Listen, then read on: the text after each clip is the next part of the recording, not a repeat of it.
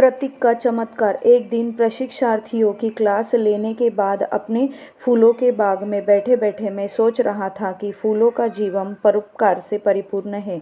वे जीवन पर्यंत अपनी सुगंध आसपास के वातावरण में फैलाते रहते हैं और हर आने जाने वाले के मन को प्रफुल्लित करते हैं। उसी समय श्रीमती एपार्टे अपनी महिला मित्र को लेकर मेरे पास आई। औपचारिक बातचीत के दौरान उन्होंने बतलाया कि उनकी सहेली एक अमेरिकी कंपनी में सचिव के पद पर कार्यरत है और उनकी जेनी नाम की 3.5 वर्ष की एक छोटी बेटी है। वे और उनके पति दोनों ऑफिस में काम करते हैं और इसीलिए काम पर जाते समय वे जेनी को एक महिला नैन्सी के पास छोड़ देते हैं।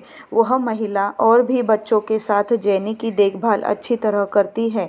समस्या ये है कि जेनी रात को 2 बजे उठकर नैन्सी को याद करके जागती है, रोती है और सुबह निकलने तक सोती नहीं है। रोते रोते कभी कभी वह बड़ी अजीब आवाज़ें निकालने लगती है। ये सिलसिला लगभग 4 महीने से चल रहा है। जेनी को शिशु विशेषज्ञ डॉक्टरों को दिखाया गया, मनोचिकित्सक के पास भी ले गए। सभी ने यही कहा कि जेनी पूरी तरह स्वस्थ है, उसे कोई बीमारी नहीं है। उन्होंने मुझसे कहा, हमारा आपसे अनुरोध है कि आप एक बार जेनी को देख लीजिए और उसके लिए कुछ न कुछ कीजिए। मुझे मामला दिलचस्प लगा। पूछने पर मालूम हुआ कि जेनी करीब 8 बजे सोती है। मैंने उनसे कहा कि मैं उनके घर शाम को 7 बजे पहुंच जाऊंगा। श्रीमती एपार्टे ने कहा कि वे भी अपने पति को लेकर मेरे साथ चलेगी।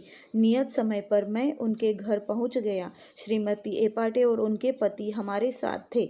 चलते समय 2 प्रशिक्षार्थी और एक महिला प्रशिक्षार्थी को भी मैंने अपने साथ ले लिया था। प्रशिक्षण केंद्र से 6x8 का एक प्रतीक भी मैंने रख लिया था।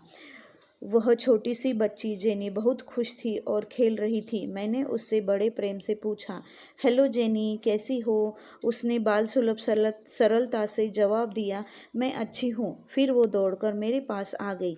मैंने उसे अपनी गोद में उठा लिया। फिर उसने मुझसे पूछा, और आप कैसे हैं? मैंने कहा, मैं भी सकुशल हूँ। उसने फिर पूछा, आप कौन हैं? मैंने कहा, मैं तुम्हारे पिताजी का दोस्त हूँ। मेरा जवाब सुनकर वह मेरी गोद से उतरकर अपने पिता के पास चली गई। वे शयन कक्ष में थे। उसने उनसे कहा, पिताजी आपके मित्र आए हैं। मैंने एपार्टे दीदी से कहा, हम लोग यहाँ कीर्तन और साधना करना चाहते हैं।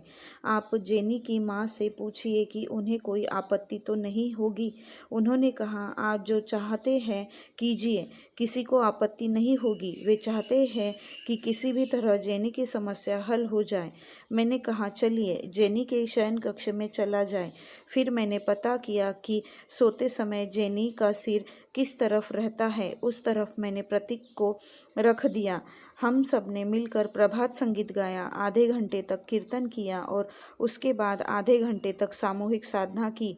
वहाँ से प्रस्थान करने से पहले मैंने जेनी की माँ से कहा कि दीवार में जहाँ पर हम लोगों ने प्रतीक को टांग दिया है, सोते समय जेनी का सिर उसी तरफ होना चाहिए।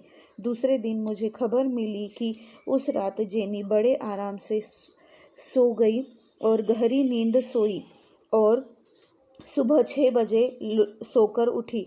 यह भी सूचना मिली कि उस रात के बाद जेनी ने किसी को परेशान नहीं किया। यह प्रतीक का प्रभाव नहीं था तो और क्या था।